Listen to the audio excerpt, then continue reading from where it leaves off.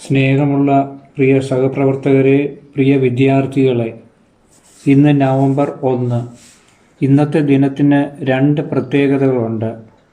ഒന്ന്, 1956 നവംബർ 1 മലയാള ഭാഷ കയ്യിലേറ്റിയവർ ഒരു സംസ്ഥാനത്തിൻ്റെ കുടക്കീഴിൽ വന്ന ദിനം. നാട്ടുരാജ്യങ്ങളുടെയും രാജവാഴ്ചയുടെയും ചരിത്രങ്ങളെല്ലാം സ്മൃതിയുടെ ചെപ്പിലേക്ക് മാറ്റി അങ്ങനെ 1956 നവംബർ 1 നമ്മുടെ നാട്, മലയാള നാട് ജനിച്ചു. ഇന്ന് കേരളപ്പിറവി ദിനം. മാനവർ എല്ലാവരും ഒന്നുപോലെ വാണ മഹാബലിയുടെ ഭരണകാലത്തെക്കുറിച്ചുള്ള കഥയും പരശുരാമൻ മഴുവെറിഞ്ഞ് കേരളമുണ്ടാക്കിയ കഥയും കേരളപ്പിറവി ദിനത്തിൽ മുറതെറ്റാതെ മുഴങ്ങും. കേരളത്തിൻ്റെ മുക്കിലും മൂലയിലും മലയാളി തിളക്കം പ്രതിഫലിക്കും. മലയാളി എന്ന വികാരം ഈ ഒരു ദിനത്തിലെങ്കിലും ഉയർത്തെഴുന്നേൽക്കുമ്പോൾ അതോർത്തെങ്കിലും നമുക്ക് അഭിമാനിക്കാം. രണ്ടാമത്തെ ദിനത്തിൻ്റെ പ്രത്യേകത, ഇന്ന് മലയാളം ശ്രേഷ്ഠ ഭാഷാ ദിനമായിട്ട് ആചരിക്കുന്നു. ഇന്ത്യയിലെ 22 ഔദ്യോഗിക ഭാഷകളിലൊന്നാണ് മലയാളം. കേരളത്തോടൊപ്പം ലക്ഷദ്വീപ്, മാഹി എന്നിവിടങ്ങളിലും സംസാര ഭാഷയാണ് മലയാളം.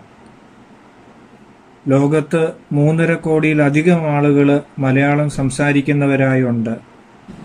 മാതൃഭാഷയുടെ മധുരവും വാത്സല്യവും ആവോളം അനുഭവിച്ചറിഞ്ഞവരായിരുന്നു നമ്മുടെ മുൻ തലമുറ. പക്ഷേ മക്കൾക്ക് മലയാളം വായിക്കാനും എഴുതാനും അറിയില്ല എന്ന് അഭിമാനത്തോടെ പറയുന്ന മാതാപിതാക്കളുടെ എണ്ണം ഇപ്പോൾ നാൾക്ക് നാൾ വർദ്ധിക്കുകയാണ്.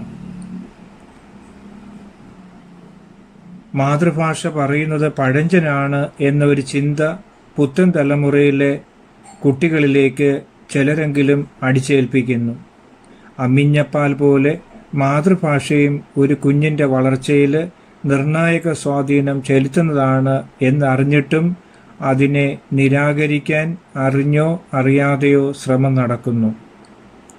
നമ്മുടെ കുഞ്ഞുങ്ങളെ ഇംഗ്ലീഷ് പഠിപ്പിക്കുന്നതോടൊപ്പം അമ്മിഞ്ഞപ്പാലിൻ്റെ മധുരം പകരുന്ന അമ്മ മലയാളവും കുട്ടികളിലേക്ക് പകർന്നു നൽകണം. അവർ മലയാളത്തിൻ്റെ മാധുര്യം നുകർന്ന് വളരട്ടെ.